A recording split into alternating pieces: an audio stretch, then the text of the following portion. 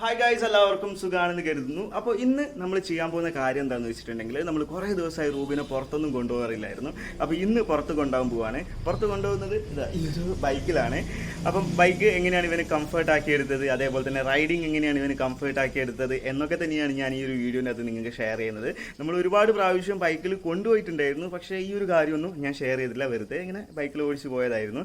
പിന്നെ നമ്മൾ ഗോപ്രോ ഒക്കെ വെച്ചിട്ട് സെയിം ഇതേ ബൈക്കിൽ നമ്മൾ വടകര ഹൈവേൻ്റെ മുകളിൽ കൂടെ ഒരു റൈഡ് ചെയ്തിട്ടുണ്ടായിരുന്നു. നിങ്ങൾ ആരെങ്കിലും കണ്ടിട്ടില്ലെങ്കിൽ ഞാൻ ഡിസ്ക്രിപ്ഷൻ ബോക്സിൽ അതിൻ്റെ ലിങ്ക് കൊടുക്കുക. ചെറിയ രീതിയിലാണ്, അത് ജസ്റ്റ് ഒന്ന് നിങ്ങൾ കാണുക. അപ്പോൾ നമുക്ക് നമ്മുടെ കാര്യത്തിലേക്ക് കിടക്കാം. ഹായ്, അപ്പോൾ നമ്മളെ റൂബി വണ്ടീൻ്റെ മുകളിലുണ്ട്. അപ്പം ഇന്ന് ഞാൻ നേരത്തെ പറഞ്ഞ പോലെ തന്നെ ഇതെങ്ങനെയാണ് പഠിപ്പിച്ചത് എന്ന ഒരു കാര്യമാണ് നിങ്ങൾക്ക് ഷെയർ ചെയ്യുന്നത്. അപ്പം അതിൻ്റെ അകത്ത് ഇമ്പോർട്ടൻ്റ് ആയിട്ട് പറയേണ്ട ഒരു കാര്യം എന്താണെന്ന് വെച്ചിട്ടുണ്ടെങ്കിൽ, രണ്ട് ടൈപ്പ് ഡോഗ് ഉണ്ട്. ഒന്നാമത്തെന്ന് വെച്ചിട്ടുണ്ടെങ്കിൽ ഒരു പേടിയൊന്നും ഇല്ലാത്ത ഡോഗ് വണ്ടീൻ്റെ മുകളിൽ കയറി ഇരിപ്പിച്ചിട്ടുണ്ടെങ്കിൽ ഒരു കുഴപ്പമില്ല, ആശൻ അങ്ങ് പോയിക്കോളും. രണ്ടാമത്തെ ഡോഗ് എന്ന് വെച്ചിട്ടുണ്ടെങ്കിൽ വണ്ടീൻ്റെ സൗണ്ട് കേൾക്കുമ്പോൾ പേടി, അല്ലെങ്കിൽ വണ്ടീൻ്റെ മുകളിൽ കയറി ഇരുന്നിട്ടുണ്ടെങ്കിൽ പേടിയാവുന്ന ഡോഗ്. ഇതിൽ രണ്ടാമത്തെ കാറ്റഗറിയിലാണ് നമ്മളെ റൂബി പെടുന്നത്.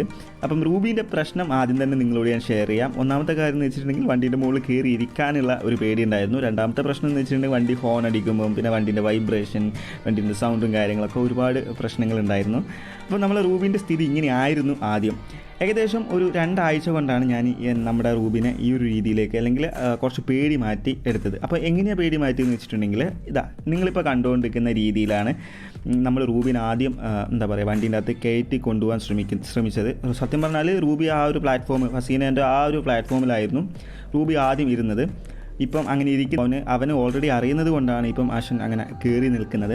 ആ ഒരു പ്ലാറ്റ്ഫോമിൽ വെച്ചിട്ട് നോർമലായിട്ട് 2 കാല് വെച്ചിട്ട് നമ്മൾ തള്ളി വണ്ടി സ്റ്റാർട്ട് ചെയ്യാണ്ട് മെല്ലെ മുന്നോട്ടേക്ക് കൊണ്ടുപോവുക. അതേപോലെ തന്നെ അവിടെ വെച്ചിട്ട് ഫുഡ് കൊടുക്കുക. പിന്നെ നമുക്ക് ചെയ്യാൻ പറ്റുന്ന ട്രെയിനിങ്ങും കാര്യങ്ങളൊക്കെ ആ ഒരു സ്ഥലത്ത് shake hand, no command, sit command, stand, അങ്ങനെയുള്ള ഒരുപാട് ചെറിയ ട്രെയിനിങ്ങും കാര്യങ്ങളൊക്കെ ആ ഒരു സ്ഥലത്ത് നിന്ന് കൊടുത്ത്, അതേപോലെ തന്നെ ആ ഒരു സ്ഥലത്ത് നിന്ന് ഇവന് ഫുഡും കാര്യങ്ങളൊക്കെ കൊടുത്തിട്ടുണ്ടായിരുന്നു.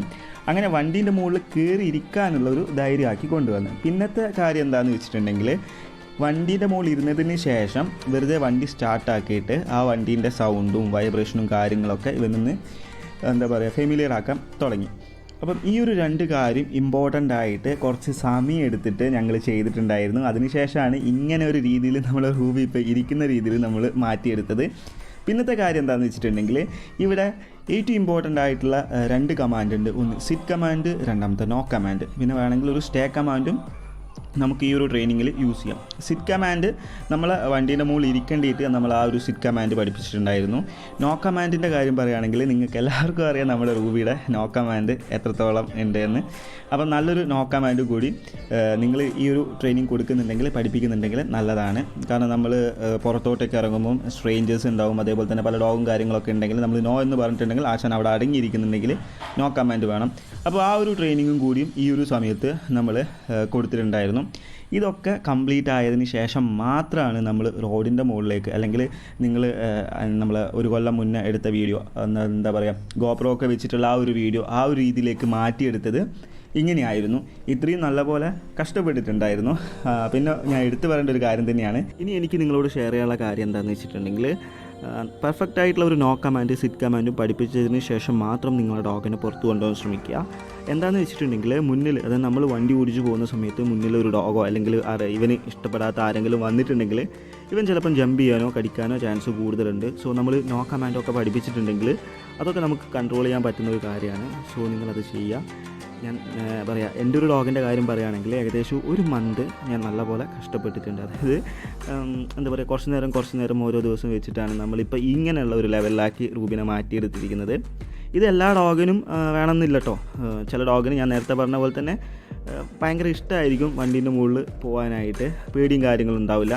ചില ഡോഗിന് നമ്മളെ റൂബിനെ പോലെയായിരിക്കും, അത് മാറ്റിയെടുക്കേണ്ടതുണ്ട്. അപ്പം ഇത്രയും കാര്യങ്ങളാണ് എൻ്റെ ഡോഗിന് ചെയ്തിട്ടുള്ളത്.